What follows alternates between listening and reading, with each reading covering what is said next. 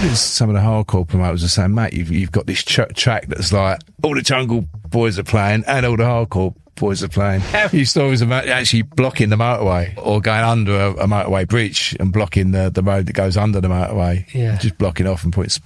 You can't do that forever. It surprises me, actually, some of the people. Yeah. You think, mate, they're so good at production and all that. And you find out, like, that half of them do it on the phone.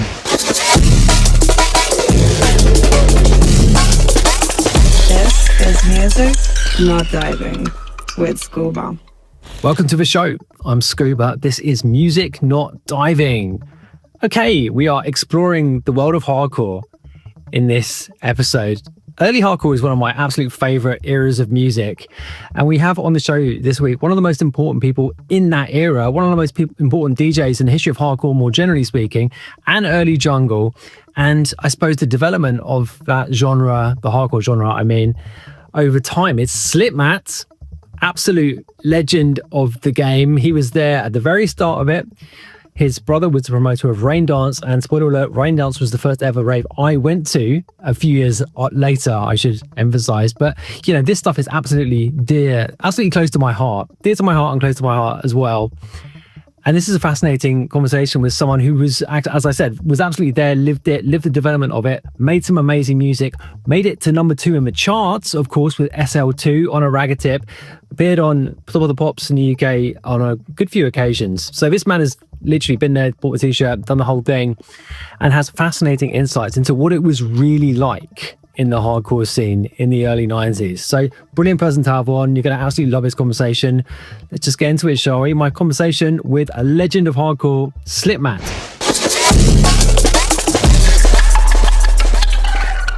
Slipmatt, welcome to the show. Nice to be here. How you doing? Thank you for asking me. No, well, great to have you on. Absolutely, yeah. Tell me what you've been up to. You've been, I know from having educated myself by listening to you on Terry Torres' podcast and various other things that you've got a pretty good thing going in Ibiza now, which is a little bit different to maybe what people watching this podcast would know you for. But yeah, tell me about it. Yeah, I sort of turned into an event organiser as well, which I never particularly wanted to do. Right. But I did always fancy doing like a yearly event, just from going out, playing at sort of, summer resorts and stuff like that. And I got involved in an event right back, started talking about it in 2013 to 2014. I got involved in that, just sort of working with them. That sort of fell apart. And then we did a joint party in 2018, and then that totally fell apart, and we started our Slip Back in Time events 2019. We've done it every year since bar the obvious too, right? 2020 and 21, yeah. So, and what kind of thing is it? So it's Slip Back in Time. We first of all, we called it Old School Ibiza, but it's Slip Back in Time presents Old School Ibiza, and it's now known as Slip Back in Time. So it's sort of like it's an old school event. Yeah. It's for older people, like your more mature ravers. So the average age probably was about 45. It's now gone up to about 50. Okay. But there's loads of us in our 50s still raving and stuff. Absolutely, yeah. But it's very, very much housey as well. So I don't want to do a week of raving in some just old school music, and it'll be the same old tunes over and over and over, or it'll get too deep and too underground for a lot of people. So it's very housey as well. We play a lot of new music as well. Yeah. So it's sort of that new crowd that's come around in the last sort of 10 years. The older crowd that like a bit of the old school, but still want to, keep up with the music as well. There's definitely a lot of people like that, right? It's a big scene, yeah. Absolutely. I remember speaking to some promoters and places like Fabric and, some of the big venues, Ministry and that, they're like, please bring your crowd to us. Totally. And they drink a lot as well, which is good for That's the venues. the difference between the new lot, right? Because kids apparently... they ain't got a clue, they did. And that's to live. Totally. I went to one of the more memorable things I did last year was going to the Alto gig at Brixton, where they just did the first 2 albums. And they just played the first 2 albums, like that's literally all it was. Right. And I imagine it was a pretty similar group of people to who would go to your kind of thing. It was sort of. Yeah, we get a real. Do you get people bringing their kids is a question. Yes. Yeah. We do, but the kids are normally like they're older. 25, 30. Exactly, yeah. And older, actually. Yeah. So they're not kids. But no, we get families come in. I mean, the oldest ones are, I know a couple that are 62. There's probably the odd one or two that's a bit older than that. Right. And, you know, anything from sort of 30 upwards, really, I suppose. Totally. And the occasional youngster, but. Yeah. I mean, the term old school is an interesting one, right? Because, I mean, kind of 92 hardcore, that sort of kind of classic era of early hardcore. Yeah. People started calling it old school pretty early on, didn't they? Yeah. Like, well, towards the end of the 90s. Yeah. Or even, yeah, exactly. Yeah. Yeah. Totally. I mean, is the sort of development of the music over time is something which absolutely fascinates me. So just to date myself, I started going to clubs, I suppose, at the end of 94 when I was 15, went to my first proper rave in, as we just mentioned off camera, it was Raindance Bank Holiday Sunday, August Bank Holiday Sunday, 1995. Where was that? Bagley's. Bagley's. And you were playing. It was, unforgettable experience. Obviously, the first one you go to, like, completely unlike anything else. Yeah. One of the interesting things about it musically was it was still in the period where there was hardcore and jungle in the same arena. Yeah. So Hype played the same arena as you. Yeah. We might as well just get into this straight off the bat. Like the development of the music, because obviously, like, you were, you know, I believe you played the first Raindance in 89. September 89, yeah. And so you basically have been there for the whole time, and your musical output has, you know, covered quite a lot of these different things, including drum and bass and everything. Yeah. How did you guys, I mean, this is a really broad question, but how did you guys who had been there from the start view the broad development of this music in, you know, covering hardcore and covering drum and bass, and how people perceive those things? I think it sort of took us on a journey as well. Yeah. There was no, you know, we weren't planning anything or anything like that. Yeah, it sort of took us on a journey. And I was talking to someone about this the other day. It must have been around 95 that it started to actually split. And as a DJ, what I noticed was, of course, sort of certainly through 93, 94, like you said, I was playing alongside Hype and Groove Rider, Mickey Finn, and you know, even Dougal, and that would be, who was even more sort of hardcore than me, probably. Yep. We were playing the same arenas, same big rooms, but I think as it got into 95, maybe later in 95, as a DJ, you'd notice, hold on a minute, that it was sort of like the promoters could see that people wanted both types of music, and they tended to put a hardcore DJ on, then a drum and bass or jungle DJ. And then as a DJ, I could see the crowds move. One crowd would move out. Right. Another one would come in. It wasn't that one was more popular. It was just different people. Yeah. But it went from everyone enjoying all the music, and it started to drift that it would be like some people would, all right, we're going to go to the chill out room or go and have a or something. Yeah. And then the other crowd will come in, and it got more and more like that through the mid 90s. Yeah. To the point when then it, you know, really sort of split. Drum and bass, I think, started taking itself quite seriously. Is that? Yeah, and they call it intelligent drum and bass, and there was that, wasn't there, and tech step and the various different things. And you know, happy hardcore, it was a bit cheesy, wasn't it? As well. There was a great side to it, and in fact, even in recent years, it surprised me that some of the people that I really wouldn't expect to look back at some of the stuff, maybe like the 94 more breakbeat stuff. And they're like, oh, this is like amazing. Like youngsters that are really into their drum and bass. I mean, that sound is, absolutely. People, yeah. But there was, I suppose there was because I mean, that kind of silliness was always there in kind of early rave, right? There was always that kind of side of it a little bit. And hardcore. Putting faces and, you know, and hands in the air and that. It's not cool, is it, really? It's just fun. Absolutely. It's just fun. And hardcore seemed to sort of get progressively sillier. Is that a fair comment? As the 90s sort of progressed, and jungle drum and bass sort of very much, I think, defined itself as this kind of much more kind of like, no, this is a kind of bit like more sophisticated. They kind of like to think of themselves as I think so. And the hardcore thing, it you could sort of call it sillier, but it got harder. So the kick drums become distorted, and you know, like the gabba, it started mixing with that. So it just that sound isn't as cool, basically. Do you know what I mean? As a real drum and bass sort of sound. Just not as cool. And what did you, I mean, I'm so interested to know what you guys are talking about behind the scenes. I mean, you said there was no sort of, meetings or anything. I mean, one of the legendary things about UK Garage is apparently there were meetings about how they were going to plan out the scene and like what BPMs to make tunes, and also stuff about in drum and bass too. Imagine that. Yeah. Yeah, right, exactly. So, I mean, just actually, I think there might have been a little bit of that. Actually, you've sort of jogged my memory a bit, but yeah, there was a little bit of keeping the speed down. I remember a few of the DJs. I think LSD was one of them, saying keep Rave alive at 145 or something like that. Right, okay. Yeah, and yeah, I think there might have been. I think at one point they tried calling it 4-beat. Right. Yeah.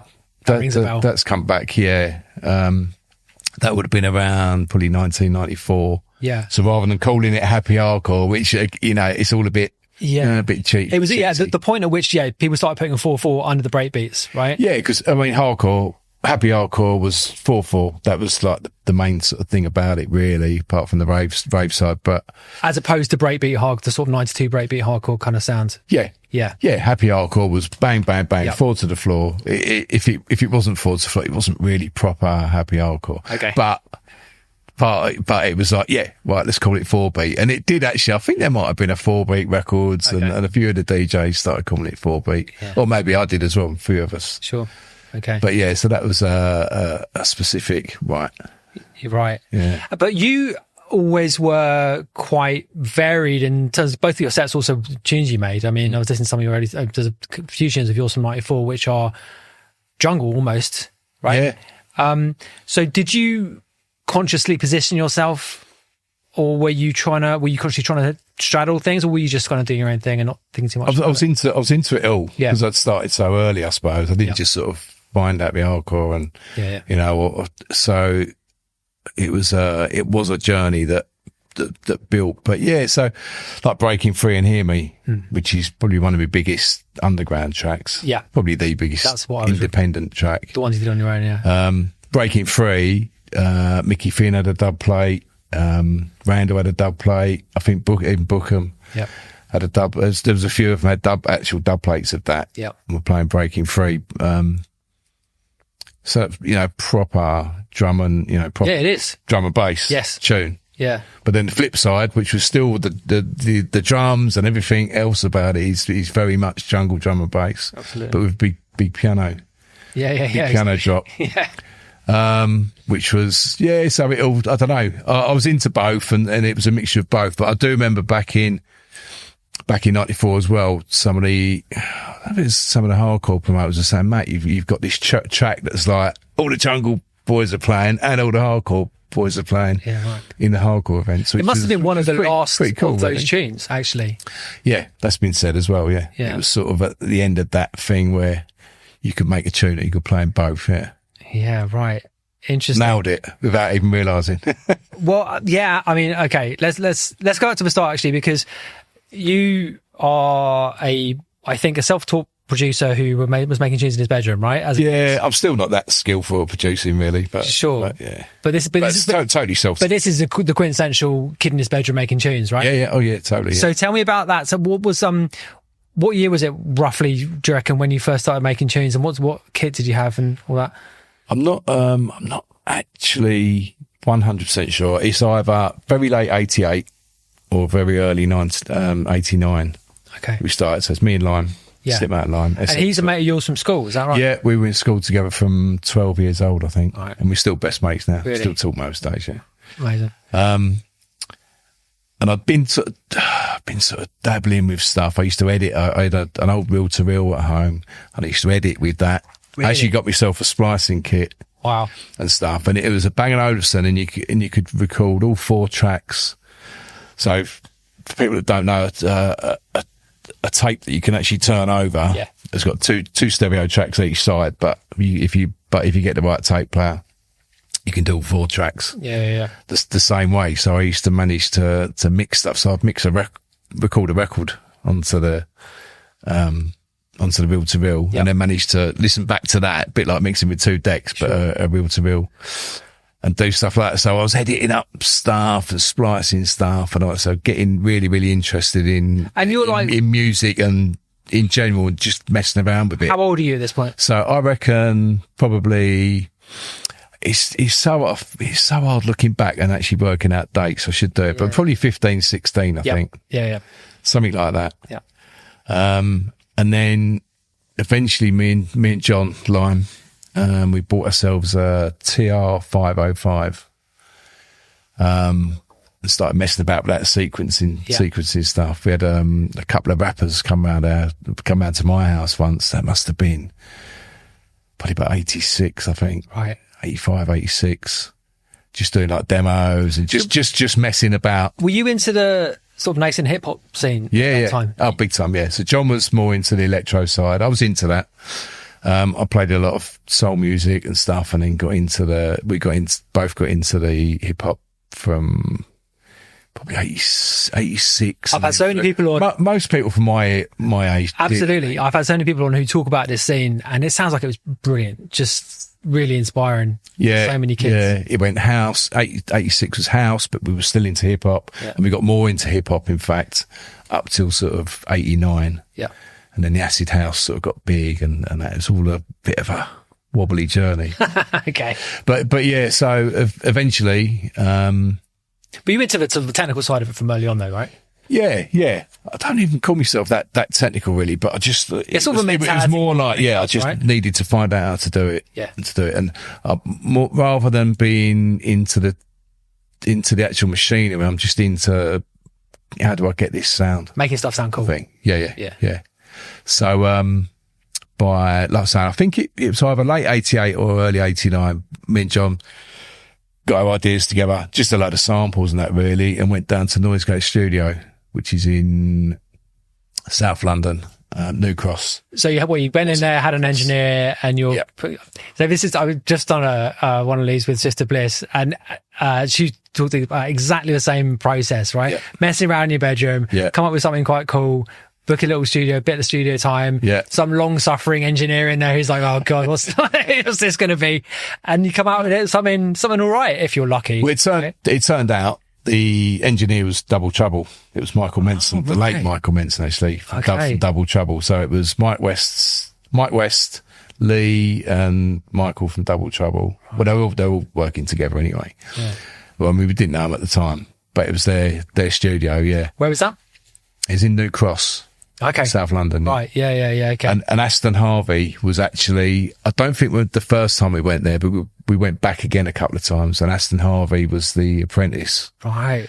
Aston Harvey and freestylers. Well, I mean, this is something which is really interesting to me. Like that process and that kind of sort of infrastructure of small studios with skilled engineers. It's such a sort of wealth of knowledge, which is so useful for so many people coming up, and it just doesn't exist anymore, does it? I mean, obviously there's swings and roundabouts, and there's been developments in tech which make it much easier, which is great. Yeah. But that whole you're pulling my tune on your phone now. Well, exactly. But I think it's like that kind of human connection and passing down of like, I guess attitudes towards the way things are done. Yeah. And like, I mean, it's a small studio. It wasn't, it was in a flat. Yeah. In New Cross, that wasn't some sort of, posh. But it's still a studio. It's almost like when you walk into it was better for us because we were making house music, and this was a proper underground studio. I don't think they weren't sort of trained or anything like that. But it's being in that kind of environment, isn't it? It's we're here to make music. Yeah. That's what we're doing. Yeah. Right. And they got us a deal on the track. So they were signed to Simon Goff's label, and Michael was like, actually, this is all right. Do you know what? I'm going to play this to our label, and they took it. So what was the tune? Do That Dance. Right. SL2, Do That Dance. SL and then 1-1 as in SL2 back then. Yeah. Do That Dance and It Ain't Nothing was on the other side. Another sort of Chicago-y sort of. Okay. Sort of sample. Well, it's just all samples, really. Yeah, of course. And we'll come back to sampling actually, but were you already DJing at that point? I was, not nothing big, because this was pre-Raindance, actually. Of course it was, yeah. Yes, this was pre-Raindance. But both of us were doing sort of little gigs here and there, like bars and pubs. You could mix whatever we could do. Oh, no, we were banging to the mixing and stuff. Yeah, I mean, we were collecting records as well. I mean, that's another thing. The sort of the culture of being good at DJing, you know, being good at mixing. 'Cause I mean, that was absolutely, you know, when I was, you know, getting into this kind of stuff when I was, I guess, a similar age to you, but a few years later, like that whole thing between a group of mates, who's the best at mixing? I mean, it's such a competitive thing, it really was, but it's in a positive way, obviously. Do you know what I mean? Because it was like, it's really motivating, you know, that kind of. Yeah, totally. It's sort of one of the things you could do it or you couldn't, right? You know? And because you could do it, didn't mean to say you was going to be great. Yeah. But there was you can get it. There was like a gang of us. There was like 6 of us through 89, and we could all mix. We could all mix, all right. Obviously, some better than others, but yeah. So, I mean, and again, it's sort of self-taught, but it was just like, again, for me, it was just I'd always wanted to be a DJ, so there was no way I weren't going to mix. And when I did start mixing, I had to get it right. Who were your DJing inspirations? Who are you hoping to emulate? Back then, I was very much into the DMC stuff as well. So it would have been people like Jazzy Jeff, Cash Money. Yeah. I've actually had A-Track on the show before and talked to him about that. Oh, right, okay. Yeah. I played after A-Track, I think, a few years ago. Yeah, very good. Yeah, because he won it when he was like 15 or something, didn't he? Yeah, I don't know his history, but yeah. I mean, it's a very different. The whole thing is, it's a very different mentality, I suppose. Yeah. That's it really. I haven't got loads of people that I was chatting about this the other day as well. There's not loads of people that I sort of aspire to. There's no one that I aspire to be like or anything, but certainly the skills of people like Jazzy Jeff and Cash Money. I still follow Cash Money now on his Facebook and stuff. Yeah, awesome. Find it interesting. Definitely. So yeah, very much sort of hip hop influenced. Even right up till doing Raindance. I remember my brother telling me to stop scratching. It's like, you've had a really good set. Don't do so much scratching. And that's one of the things at the moment, isn't it? There's that DJ that's scratching where he's using video as well. Yeah, right. There's a certain clip when he's scratching. These people are moaning about people scratching in DJ sets. What brilliant. Absolutely brilliant. Yeah, right. And I get that. I got that very, very... Yeah, and I've actually told you sparingly, right? I've actually said to other DJs, what do you reckon? Yeah, he's up on the scratching a little bit. Definitely. So, obviously, the first proper gigs at Raindance. But when was the first time you went to a rave as a wide-eyed? See, I've never really been a proper raver when it turned into proper raving. I was out clubbing very early, so I was actually probably 14, probably going on 15. I think the first proper nightclub I went to was Oscars up near Ilford, Newbury Park. Bit of a dodgy old gaff. I think the second time we had to leave early. Someone was threatening to kick off with our crew, and it was a bit dodgy in the mid 80s. There's always fights going on and stuff. But from that point, I was clubbing right the way through from sort of, what would it have been? Probably about 88, late 81, 82, right the way through. Right. Until the clubs then sort of gradually turned into raves. Yeah. It was very, very soulful, very clubby. I think we started going to places like the WAG in about 87. Yep. And there was that whole sort of James Brown revival. Yeah. Going, and I remember going to like Camden Palace in 88, 89, which was sort of all sort of house music by that point. Sure. Yeah. And then went to a few raves. I remember going to one of the Prodigies and we never actually made it in. Okay. Pissed down with rain. Okay. And we just got stuck in a big traffic jam down a country lane. Okay. And we couldn't even get out. Right. We ended up sitting there for about 2 hours, pouring with rain. Didn't want to get out of the car. And everyone was like running over a muddy field and was like, Jesus. Okay.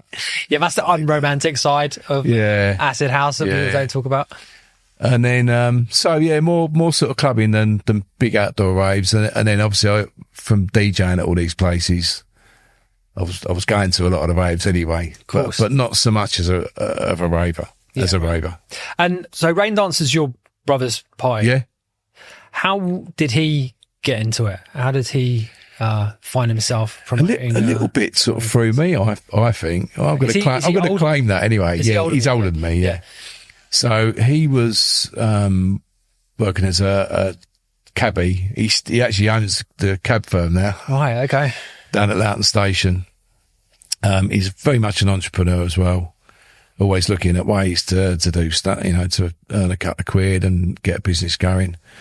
And he used to take a fella called Ray Spence up to a club called HQ in Camden. Yeah. I don't know what it's called now, up in Camden Lock. I remember that place. I mean, it's still HQ, but he used to take him up there. I think every Friday or Saturday, he'd become a regular. I think he always used to ask me brother. And he got chatting with him about promoting in London and the whole rave thing that was kicking off. And then next to the cab office was a cafe, and a bloke in there called Lou. I can't remember his second name. He actually was caretaker of the site at Jenkins Lane, where the first Raindance was. Right. It was like football pitches and a clubhouse. Yeah. Where's that? In Barking. Okay. Yeah.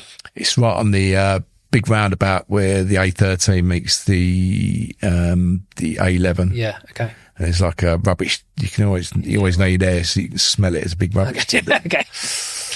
And my brother basically put them together. He's like, hold on a minute, right, all these raves are going off. Probably me at home playing house music, like blaring it out all day, every day. And he was a big clubber as well. We were out clubbing together. Hence partly why I was so young when I was clubbing, because I was going out with my older brother. Yeah. Okay.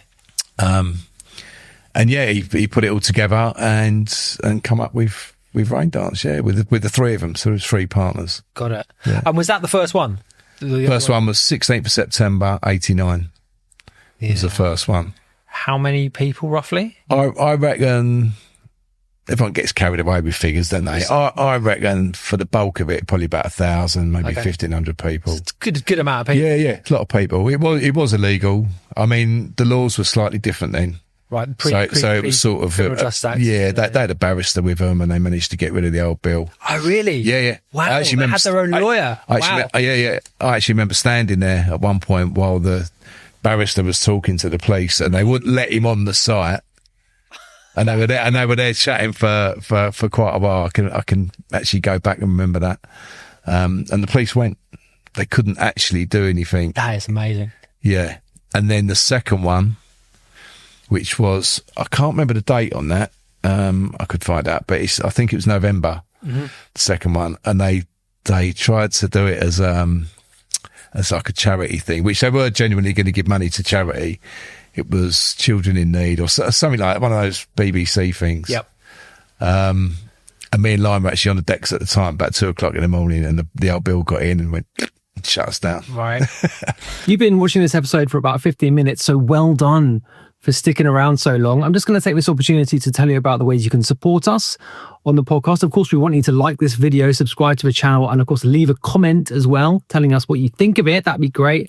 But also we have a patreon.com/scubaofficial, 2 very reasonably priced tiers there. You can also bung us a one-off donation if you so desire over at scubaofficial.io/support. And all of that good stuff. So thanks for listening, and I'll let you get back to the episode. I suppose it's an occupational hazard, right? Yeah. It's quite nice to think back, actually. Or at least I got told off. Yeah, right. And then the third one, my brother actually went and got a license legally, and according to him, he got the first legal rave license. Oh, right. Like for a proper outdoor rave. Okay. All night rave, yeah. That was in 1990, early 1990. So that must have been early 1990. Yeah, right. Yeah. And how big was that, roughly? I don't think the first one was huge. I don't think they got really big until they did quite a few through 1990, and they weren't huge, but I think the real, my memory serves me well, I think the real big ones were beginning of 91. Yeah. Yeah, it was that huge Jenkins Lane. There, yeah, I mean, I think Perception were the next ones to get a license. Yeah. So my brother sort of opened up the gates to everyone, and then Perception come in, and they did some big parties. I mean, they were linked with Fantasia and that as well. Yeah. But the first big first really big one, I think had about 5,000. Yeah. Was probably Easter 91. Yeah. Right. Yeah. Crazy. Which was amazing. Yeah. I mean, what was it like for you being part of it? So, because I mean, obviously, like, so you as you mentioned, like played the first one. Were you immediately sort of in demand as a DJ? Because there can't be that many good DJs around. Quite a lot of sets, lots of parties springing up. People need, presumably. Yeah, it's kind of the opposite of now. There's loads of DJs, not many shows to play. Can't see any DJ. Yeah, right, exactly. But yeah, in 89, there must have been, if you were good, it was probably... Yeah, no, that was my springboard to the world. It really was, yeah. That was my, you know, all the way through 1990, I ended up getting gigs. Basically, there was people coming from all over the country. So then gradually, it wasn't a super quick thing, but gradually I started getting gigs in places like Colchester. Yeah, right. Got some gigs in Leicester, and it just kept growing and growing and growing. So it was Raindance that gave me the platform, most definitely, yeah. And did you have an agent? Like, at what point did it all become like all that sort of stuff? Like, nah. I think I used to give my brother's number out for the first couple of years. Yeah. Got some business cards done and yeah. I mean, I think it even had my home number on it. Okay. I think landline. Yeah. Okay. Yeah. Very early days. Yeah. I think mid 91, I got my first mobile phone. Yeah. I mean, I've never actually thought about this before, but at what point did that side of it, that sort of, you know, the kind of management of DJs' careers, and it's not even careers, it's just like having a booking agent is kind of important. At what point did that start to happen for for you guys? In general? Yeah. I mean, I've never really had management. Okay. But booking agent, you must have an agent, I'm sure. No. Really? No, do it all in-house, yeah. So Really? my missus, Rachel, okay, works with me now. Well, that's only been in recent years. I have had agencies. So back in end of 91, when the SL2 thing blew up, yeah, we then had well, I mean, you're a pop star. That we're going to get onto that, but God, sorry, come on. Yeah. So we had agencies contact us then. So the two main ones were Dynamics, which was Evil Eddie Richards' company. Yeah. And then Concord, it was a good friend of mine, Solomon. And Concord was one of the big London agencies anyway. But they were focused on dance music a lot as well. Sure. So a lot of the SL2 PAs and shows come through agencies. And they got me some DJ work as well. There was agencies getting us work. Sure. But I didn't go exclusive with anyone until 2000. Oh, right. Wow. Okay. And it lasted about 6 months to a year, I think. It's like, right, I'm off. Okay. No, he wasn't really there for it. It wasn't my fault. It just didn't work with the sort of gigs I was getting and the sort of circle I was in. Yep. I did try it again recently it's only a few years ago, about 4 or 5, maybe 5 or 6 years ago. And it just didn't really work. It always ended up me giving them my contacts. Oh, right. Okay. And then not really getting me any extra work, fully partly through being in the scene for so long. And I'm sort of quite organised as well. Ended up with just managing my gigs, managing my diary for me. And I'm not like that. I like to do the management side myself, or keep it in-house. Yeah, sure.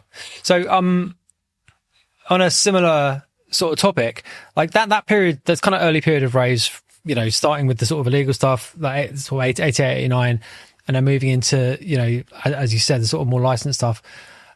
Lots of people complain about that as, you know, the kind of real spirit of raving was lost and all these kind of things. Like, to what extent are what's the real story basically of that kind of transition? Because it was a transition, right? It was started off as this real kind of very kind of DIY grassroots thing, and it was professionalized to an extent quite quickly. It was, right? Really, yeah. On the grand scale, well, from 88, 89 to... It's a couple of years, isn't it, max? Yeah.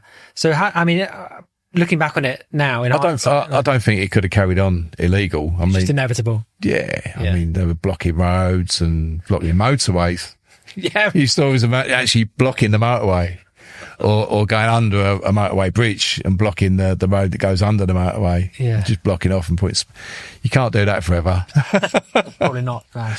Nah. So it was going to happen, but I don't know. I think it's a good thing that it, not focusing on the league, because it's legal. It's nothing to do because it's legal. Yeah. But just giving it, having standards and stuff, it makes it better. Right. I remember being at Boomtown a few years ago, walking around and thinking, this is just like the old days. Right. But better, much better sound Better systems organised. everywhere. Yeah, exactly. Yeah.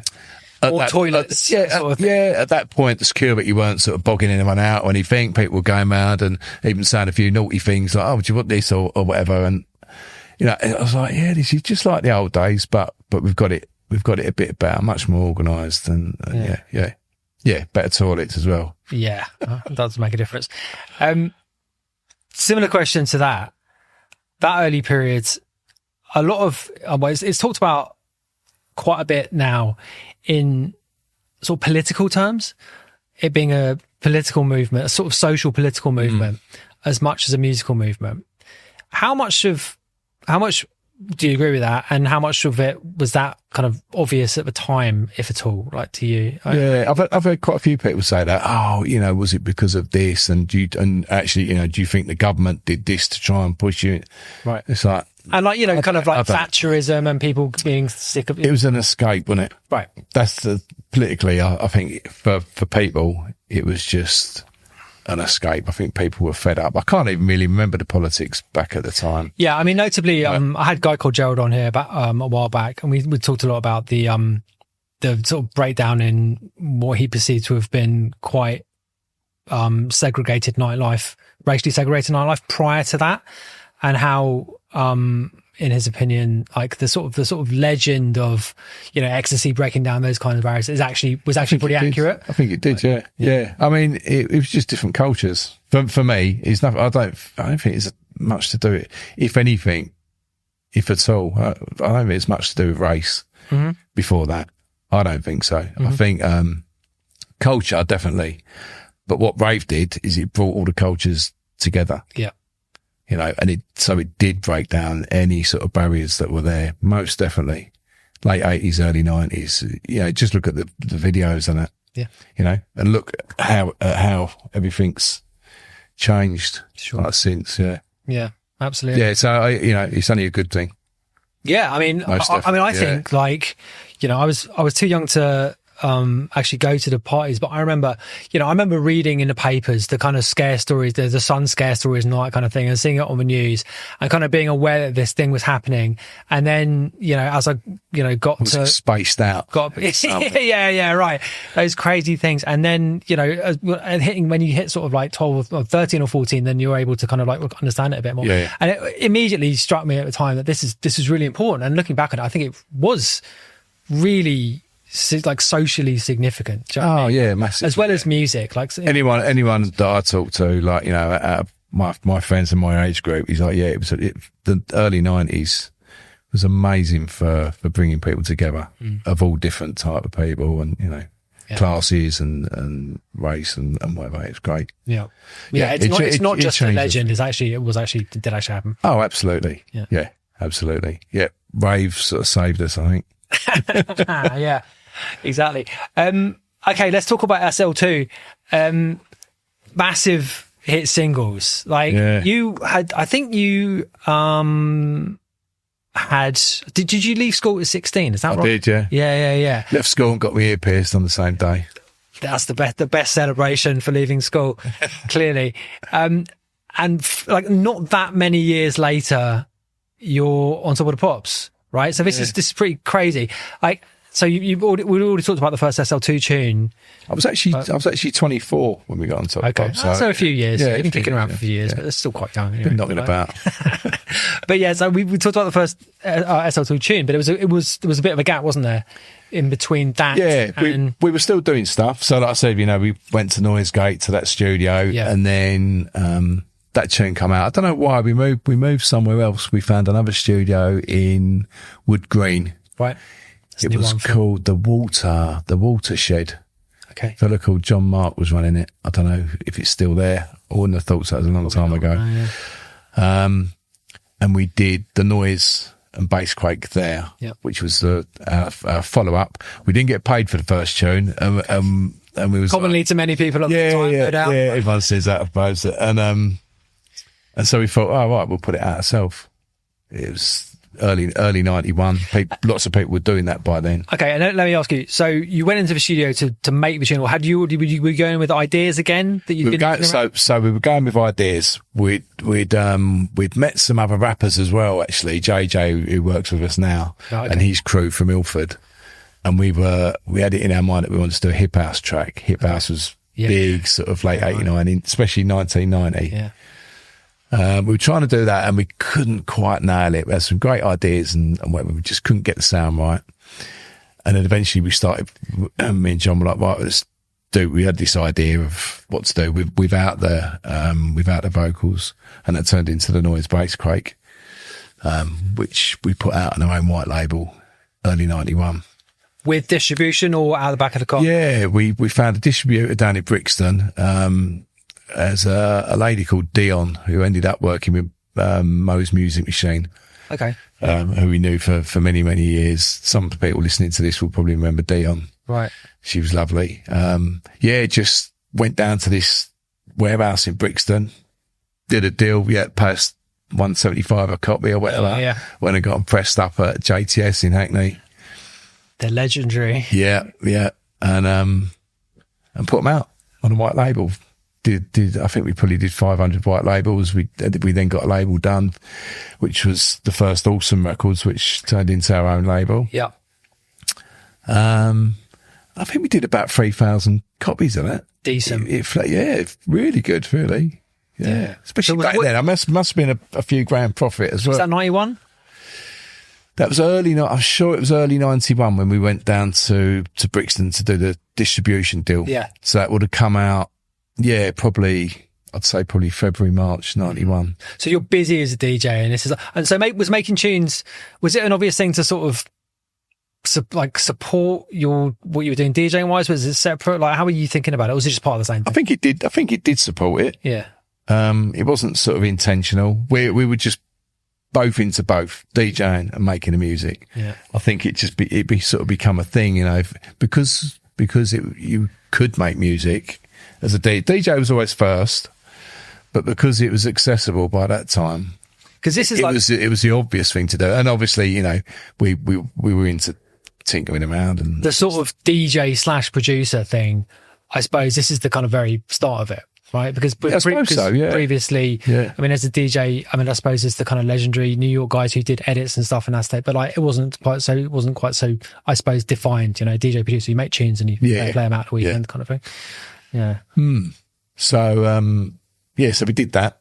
And then following on from that, we went back in the studio, found another studio up in Whetstone, which was, I can't remember the name of that at the moment, but, we ended up using that studio for a good couple of years. Great place. Alan Zippo was a bloke who owned it, or owns it still about. And similar sort of thing. So you'd work up ideas, take them in. Come up with ideas. Well, we come up with DJs to take control at home. Got all the samples, got it all together, and that was the first track that we did there. And he actually put it all together for us. He engineered it for us. That turned out great. We was super happy with that. And then the B side, I don't know whether John had got a sampler just before that, or it must have been bang at the same time. And we did Wham at Brain, which was the flip side. Yeah. In his bedroom, with an S950. We had by that time we had a D5, Roland D5 keyboard, which is like really full size, but really basic. Yeah. But the 950 is the important bit, right? Surely. Yeah. And the Atari. Yeah. I can never remember the program we used, but it wasn't Cubase at that point. It was Notator, I think. Okay. The one that goes up and it goes down. Yeah, I never used it. It goes vertical, yeah. Okay. It's like so old. I think it was Notator.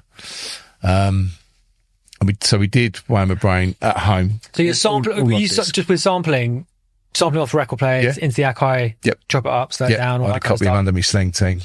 Wayne Smith. In fact, I had the dub version and the vocal, and I was banging to reggae back in the day. Nice. Well, you can hear it in the music. Yeah.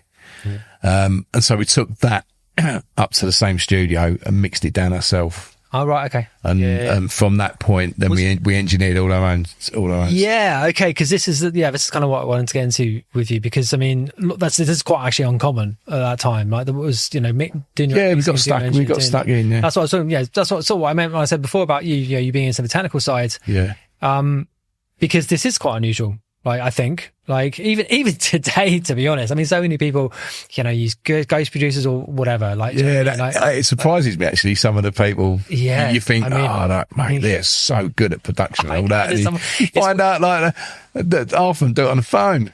Exactly. Yeah.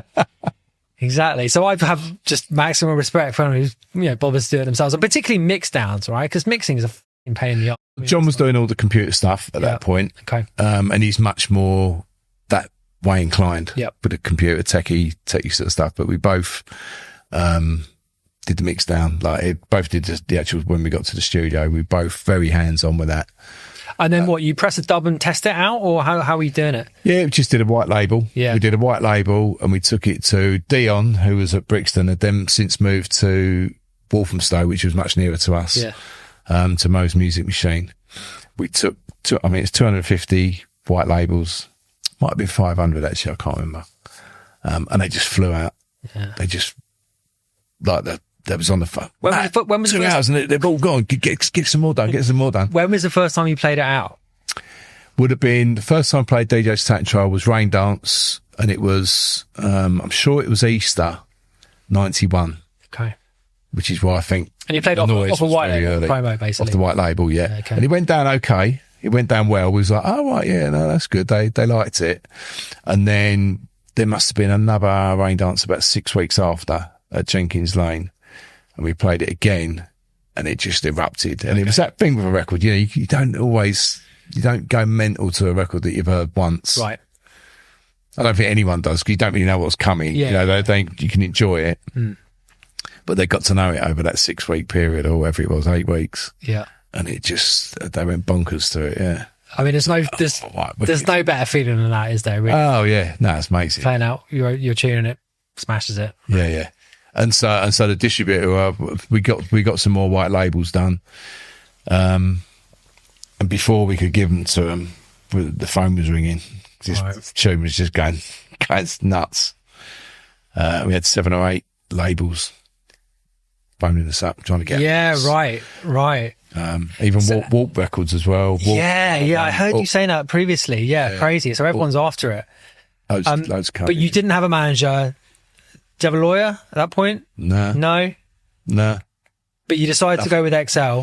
But we thought, XL, it wasn't even the most money, but I think Warp were offering something like $7,000 or something like that. And XL was $4,000. Just for the single? For single, and then four EP, options for 4 EPs, and I think the money went up a little bit, not loads, but it went up each EP. Okay. But we just thought, look, we're London based, we're Essex, but we're right on the border of London. We're sort of London boys, really, East London, Essex. We just thought it just matched us, and also I think Prodigy had been signed to XL, or they had been signed before us. Hadn't come out. I don't think Charlie come out at that point, but it must have been blowing up on promo. Yep. I mean, I remember playing that on promo. It was like the biggest thing since sliced bread, really. Yeah. And it just felt, I mean, we love Warp Records as well, obviously. I mean, Warp era is amazing, right? Yeah. It's one of the best music ever on that label. Oh, totally. Yeah. But they were in Leeds as well, and it was like, we were doing okay as well. Getting loads of DJ gigs and stuff. Man.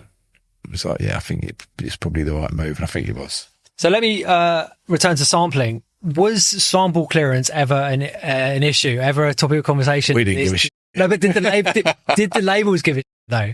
Like, was that they conversation? Did, yeah.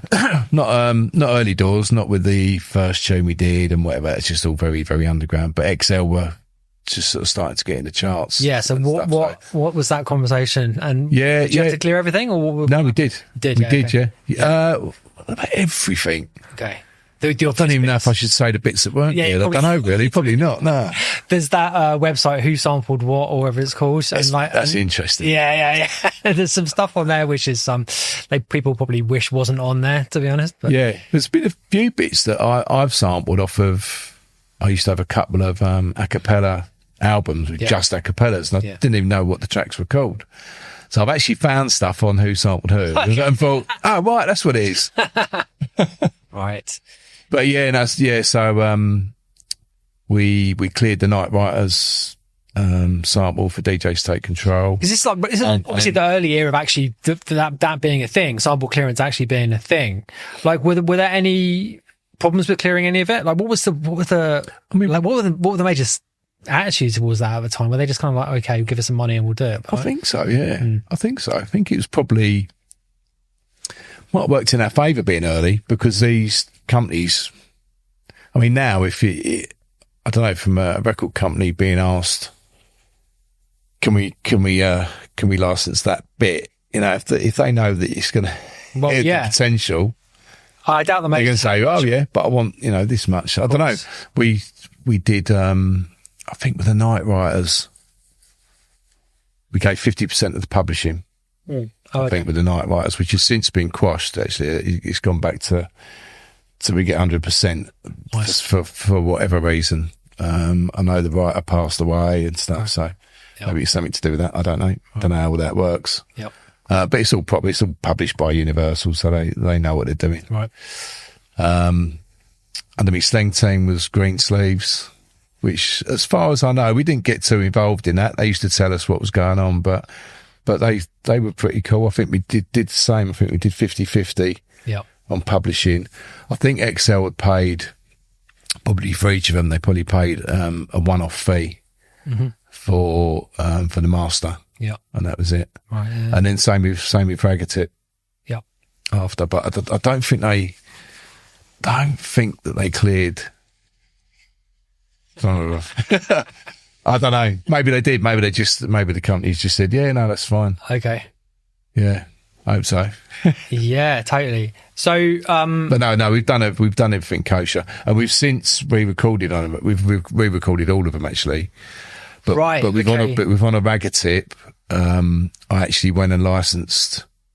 It's Blacker Dread basically that owns the publishing and everything to Walk and Skank. Yeah.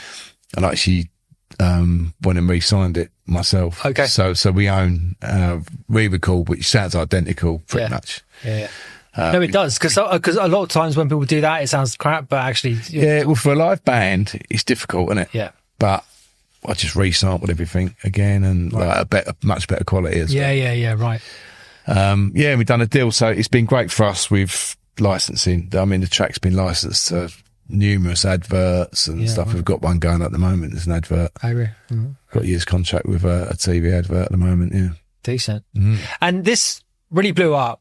You're on Top of the Pops. I mean, multiple times, right? And Top of the Pops was a big deal in those days. Yeah. Everyone watched Top of the Pops, right? When I was a Nippo, it was the program. Yeah, right, exactly. So where was the first time you did it? Because you did it for DJs Take Control as well, is that right? Yeah. 91. So that came out in October. I mean, how weird was it going on Top of the Pops for the first time? Super weird. Yeah. It just get memories of sitting there with a cup of tea and a biscuit as a kid, like watching it on telly with the family as well. We'd have dinner and then Top of the Pops. Was that the era when everyone was miming, or what was it? Because I mean, I think, didn't they change? I'm pretty sure there's different eras of Top of the Pops. So they're happy with doing it all live at one point. It did change around a bit. Yeah. I think it was DJ's Take Control. I was actually doing a bit of scratching, and that was live. Okay. Believe it or not. Not too much scratching. Not too much. No. That's raining a bit. JJ was live on the mic. I don't think John was live on the keyboard. But they did change it around, and that must have been late October, I think, 91. So that was, and it's just, it was just thrown into this totally different world. Most of the raves were still really underground. Right, sure. By that point. I mean, I remember doing a radio interview in Wales, and they were saying about, is Rave going to die? Of course.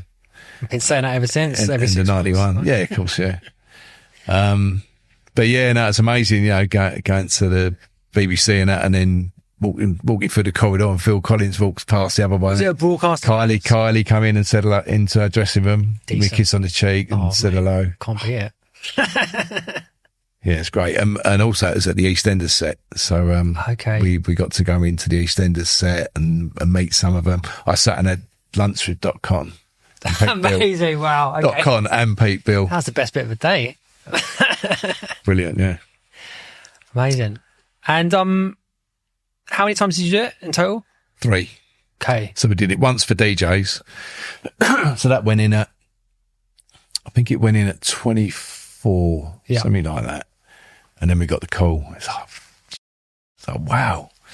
Yeah, and then it went up to 11. How did they choose? Like, was it just I mean, because would you have to enter a certain level and then in the conversation? I think it depends on what else is around. Yeah.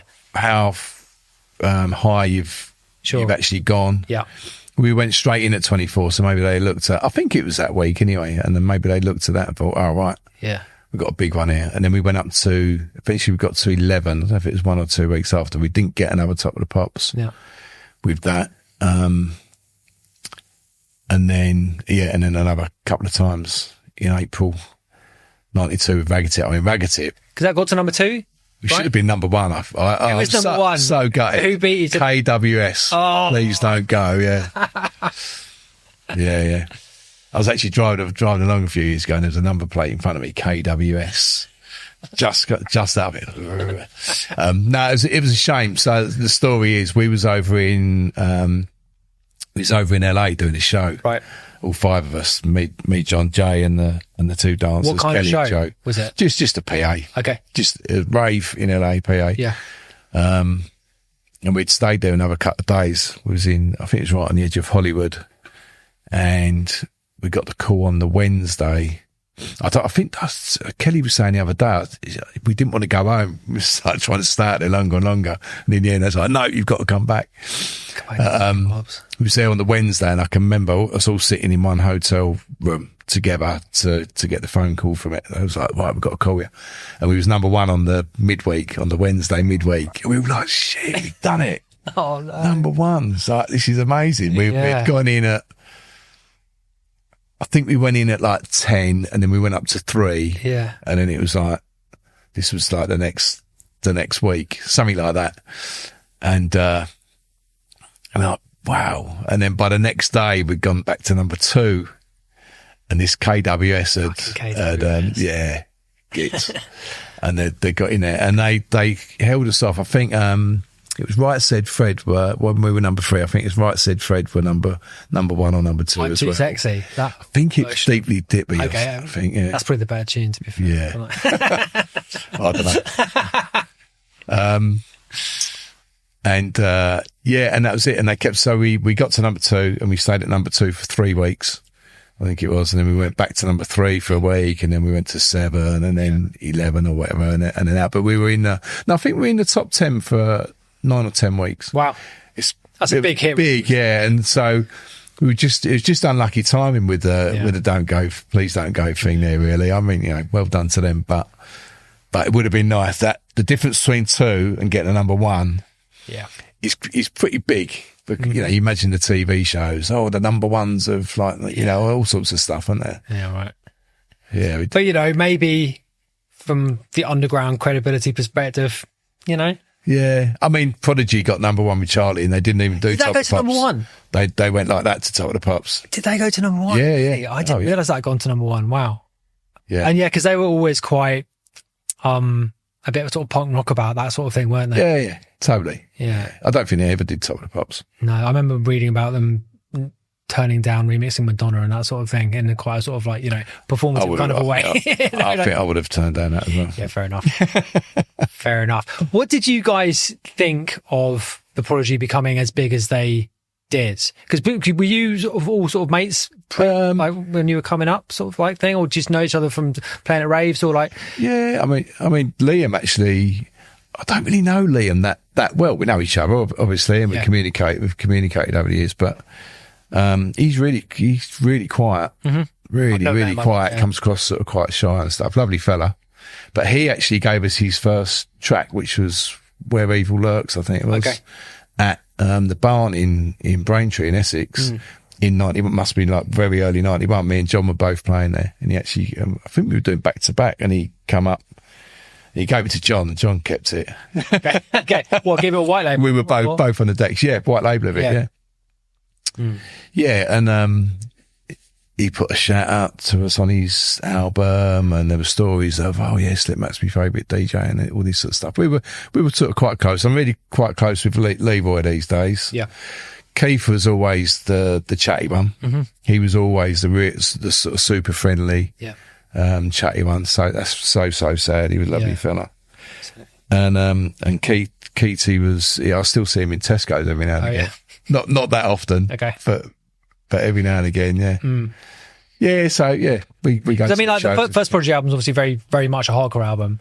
And then it's like 20 million copies, though, doesn't it? Within life, it's one of my favourite albums of all time. I think it's amazing. Brilliant. It's just a kind of like moment in time, just completely, perfectly encapsulated, right? Yeah, amazing. And then obviously, like it's sort of the kind of progression of their albums is kind of widening it out. Yeah. So, I mean, was there any sort of animosity within you guys a little bit? Oh no, not at all. No, we were all mates. Okay, good. Yeah. There's actually a really nice photo of his front cover of a magazine. I'll see if I can find it and send it to you. I can't remember what it was called. Was it Echoes? Don't know. It was a magazine. Echoes was a paper, wasn't it? Maybe. Yeah. With all of us there, the whole XL crew and all that. Yeah. No, I can remember doing that. We all used to get on really well. Yeah. We'd all support each other and stuff. Yeah, that's definitely. And then the emergence of jungle. With Rage, you talked about Rage with Terry on that podcast. How and obviously as we've already talked about, like you very much got your hands dirty with making it and getting involved with that. Tell me about how exciting it was for it to emerge, because it's a crazy historic moment in music history, right? I mean, obviously, so nice to be part of it. Really, that's what I'm saying. Yeah, exactly. And but the thing about that period, the thing about the 90s, is that these things were happening so quickly. Yeah, like it's almost like every 6 months is a new genre emerges. But talk a bit about jungle emerging. Talk about Rage. Yeah, I think it was just 92 just sort of changed as it went on. Everything got faster. Yeah. It was just a natural progression, I suppose. But it did happen quickly. Yeah. Compared to like these days. For sure. The change in music was like, I mean, it hasn't changed for 15 years as well. No, not really, no. And so it just sort of went, it's like, I compare it to things like the trance scenes, like late 90s, and then by sort of 2003, it was just like a cheeseburger, wasn't it? It was like, and I suppose the hardcore thing was like that. It was changed. It was quite sort of extreme and stuff, even through 91, 90. And then so everything got faster, and it was just a natural thing. People didn't want to be doing the cheesy stuff forever, and it just drifted into that thing. It went dark. I suppose the cooler way to do it, rather than it being so happy, was to go dark and moody. People said that some people said that it was partly the drugs. I don't know whether I wasn't doing anything like that back then anyway, but Snowballs comes to mind. I remember people saying, it's a Snowballs, like the dark side. And right. Yeah, I don't know whether that's true. That seems a bit far-fetched. Yeah. But I mean, you hear it when a music scene goes coke. You can hear that in the music. Yeah. But everyone starts doing bugle. You can absolutely hear that. But yeah. I think the E's in the 90s were, I mean, they were pretty good as far as I remember. I mean, pretty good the whole way through. But I don't know. I suppose the breakbeat thing was still pretty cool. Yeah. Lots of people making breakbeat stuff, and just rather than, I mean, we were putting reggae samples. Yeah. On tunes back in 91, and the people were doing it before us. Absolutely. Well, that's the thing, because there is that kind of like the sort of crossover period. You can just hear the same influences, and there's so many, like you say, with that tune of yours, with the jungle tune with the piano break in. Do you know what I mean? Just stuff like that happening, these kind of like weird, but it's such a short amount of time. Yeah, it's crazy. But jungle didn't last that exactly, long, really. Exactly, it was only peaking for a couple of years. Really. Yeah, so I had D-Bridge on my show a while back, ages ago actually. I mean, he's a mate of mine anyway, but his early stuff. like way before Bad Company, when they were talking about with Renegade Hardware Records, for example, which is a completely different sound to Jungle. That tech step sound is super minimal. It's super kind of like, you know, it's techie, as the name would suggest. But all these things are happening at such a pace, and that tech step sound was, I mean, that couldn't be more different to Happy Hardcore, could it? Really? Do you know what I mean? It's like at that point, it's completely shifted. It did shift, and like we sort of touched on it, it become cooler, right? And then a certain amount of people would much rather that. I don't know, people smoking weed and that. You don't smoke weed and jump around to Happy Hardcore as a hardcore DJ, and maybe other people coming into the raving thing as well.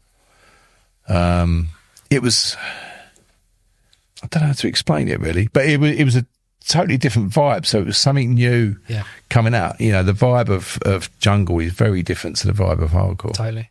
Still a lot of crossover with sounds and drums and stuff, but a totally different rhythm and vibe. Yeah. How did you think about it in terms of your own career, in quotation marks, like in terms of like trying to position yourself? And because obviously you're into all this.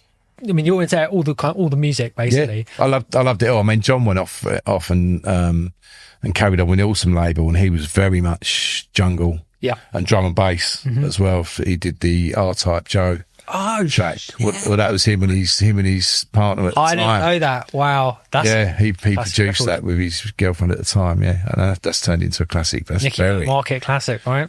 Reset. That's right. Yeah. But from your perspective, so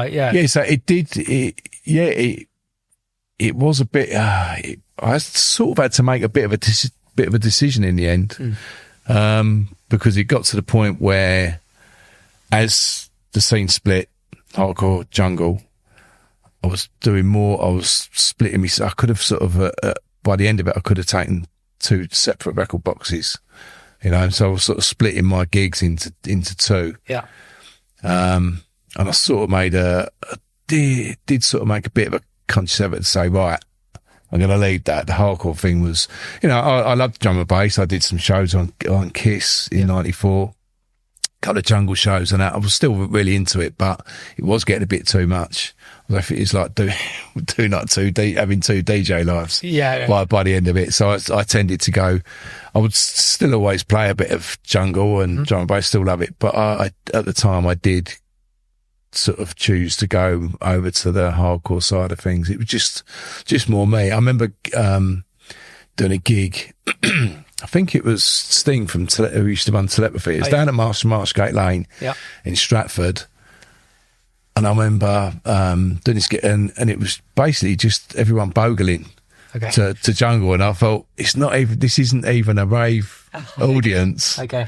And I remember thinking, right, what tunes have I got? I've got to pull out a reggae tune. Yeah, right. And if I'd had just a reggae tune without even in the jungle, it probably would have gone down even better. Yeah, right. You know, and I love reggae and stuff, but for my DJing side of things, it's a different thing, right? Yeah, totally, yeah.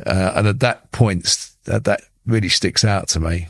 I'm thinking, am I really doing the right thing for moving forward? Yeah. When I did like it, it was just very, very different. Yeah. And I think I took the right path, really. Yeah, fair enough. I mean, drum and bass went in a kind of weird sort of direction. As mentioned, had Deepage on, and it just changed loads, didn't it? But so did the hardcore thing as well. It became so technical and so obsessed with the sound of the records and all that thing. Well, I mean, yes, I mean that was obviously that side of it, but also, you know, like the Bad Company records and Moving Fusion, and then moving into Pendulum. I've had El Hornet on here talking about Pendulum. That music is so far removed from early jungle. You know? Oh yeah, totally, yeah. It's amazing, isn't it? It's great. I mean, but it's very much its own thing, though. Yeah, totally. And like, you know, the kind of stuff that, you know, I was always as a kid, I loved Andy C. Like we would run to the decks when he was playing. But the stuff he's playing now is like, it's so different, but he seems to have caught the imagination of a new generation of 18-year-olds. Yeah, I mean, he's a clever sod, isn't he? He's very, very good. Yeah. Very, very, he's amazing. So he's kept it going. Totally. But it's sort of the same. It's sort of not. I mean, we've always remarked on the show that drum and bass seems to have this kind of like conveyor belt of 18-year-olds. Whoever's 18 at any given moment is into drum and bass, right? And it just seems to keep happening. Right. Yeah. Again, it's a bit cooler, isn't it? Than you know, and stuff. My daughter's into drum and bass. She's a lot older than 18, but she went through that stage, and she still likes it now. Yeah. So tell me about remastering the old stuff and, you know, getting all the material together that you had, because one of the features of this era, the kind of classic rave era, is that when you go on whatever download site to buy it, and it's a dodgy vinyl rip that some idiot has put together and not mastered very well, but you've done an amazing job of, I mean, as you said, re-recording the SR2 stuff, but also like remastering some of the old stuff, and like luckily for me, I kept all my DATs. So again, like any producers watching this, do your archiving correctly, because it makes an enormous you never know, do you? And it doesn't take much to just keep a DAT there, you know, or digital files. But looking after your files these days. No, I've kept loads of stuff. I'm certainly not a holder, but yeah, I kept everything. Things like you know, the SMD tracks that I did. Yeah, I was listening to them earlier today. Awesome. But they're all still, you know, great quality. I've got all the original masters for it and stuff, and now I can remaster it and make it sound even better to an extent. So yeah, I put out. I had a hardcore label back in the day, Universal, which I did a CD quite a few years back. But I've got all the masters for that, and I've just put it all on online for streaming. The whole lot, all digital, all remastered, all digital. You should put it on Bandcamp. That's what I was remarking to myself. Yeah, a few people said that. I've looked at it, and I've not actually. There's definitely a market for that kind of stuff on Bandcamp. It's because it's almost its own thing. There's almost a pretty sizable group of people that just buy music on Bandcamp, and classic hardcore stuff absolutely has for download. Yeah. For download, yeah. Definitely worth doing that. Yeah, in fact, I do get messages from people. Oh, you know, I've been trying to get the SMDs for years and years, or certain tracks on Awesome and Universal Hardcore thing that I did. And you think, yeah, but you can get them out there. The SMD album's been out on digital for a long time, but yeah, people don't find it. People need to have it put in their face, don't they? Yeah, of course, yeah, of course. And just last question, because we're a little bit pushed for time. The book, you're finally doing the book. Is that true? Because you talked about it with Terry, which was about 6 months ago now. I think you did that episode. Is it happening? I've been talking about doing a book for 10 years, I think. Originally, I wanted to write myself. I do actually enjoy writing stuff, but I'm busy 7 days a week. It's an undertaking, writing a book. Yeah, I'm busy 7 days a week, and I can write okay, but I'm not the quickest. Mm-hmm. So I've spent 10 years sort of doing little bits and little notes and think, I'll do this tomorrow, I'll do it, and just not getting it done. In the end, I'm like, right, I'm going to get a ghostwriter. And actually, I found someone that I've known for years and years and years, and I didn't realise that they were a writer, and it turns out they're really, really good. So I'm not going to say who it is at the moment, because a lot of people would know. Mm-hmm. We've got to keep that under wraps. But I've had a couple of big, long sessions already, and we're getting somewhere with it. So we were hoping for maybe early summer this year. To get it done. I think that might be a bit ambitious. Right. Yeah. But certainly this year. Awesome. Yeah. Well, I look forward to reading it, mate. Thank you. Yeah, no, I'm looking forward to getting it finished, actually. Yeah, fair enough. Yeah. I've already been told there's far too much information to get in it, but I would say it's going to be a matter of picking out the best bits. But I'm looking forward to it. Nice. I've realised that we're nearly out of time. In fact, we are out of time, but I can't not ask you this question. Tell me about the trip to Canada. The legend with Terry Turbo. Terry Turbo. We've got 5 minutes. Give me this. It was. First of all, when was it, and what happened? I can't remember what year actually. Must have been late 90s. Okay. I'll guess around 97. Okay. Oh, was that late? Right. Okay. And it was a United Dance tour. Right. We all went over to Toronto for this big rave for these Canadian people that asked us to go over. There must have been, there was at least 10 of us. I don't know. I can't remember exactly how many. But anyway, we all got over there. I basically all like a massive bunch of rave DJs, essentially. Big On bunch tour, of us. lads on tour. On Basically. tour, yeah. Got over there and Terry's mental anyway. I mean, I was pretty out there at the time. Was always going out and get pissed and stuff. Really enjoying life. I was probably only late 20s, maybe 30. I don't know. I was still in my heyday at 30. And we got there and the promoter straight away, I don't know why they did it.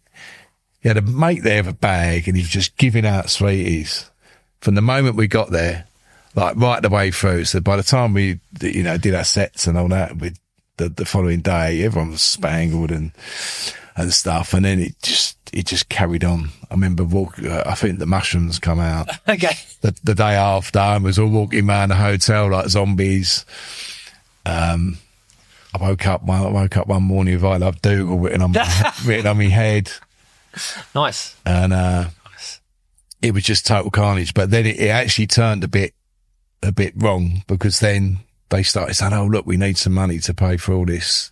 I mean, all these bits and pieces. We're like, well, you didn't ask for any money for anything. You've just given it out to us. And apparently it got heavy their side. The people that they got all this stuff off of started getting heavy with them. And then we ended up, I think a couple of our lot went over and bought some gas out the shop over the road in case we were going to get done. yeah, it wasn't like a martial arts shop or something, and like there was some it was some weird Chinese like bazaar shop sort of thing over the road, and they had all sorts in there, all sorts of weird stuff. It was just really, really strange, but we was all sort of like spaced out and that at the time anyway. But it did get heavy actually. It did get quite heavy. We was all sort of ready to have a bit of a fight. Thing is, there was guns over there as well. Right. So yeah, it had to be a bit. It wasn't. Yeah, it's a bit different to London. Yeah. Fair enough. Well, you made it home anyway. Made it back. Yeah, sort of in one piece. Bit of a come down, but listen, mate. Thank you so much for going on, man. No, thanks. It's been great. All the same. Yeah, I really enjoyed it. Awesome.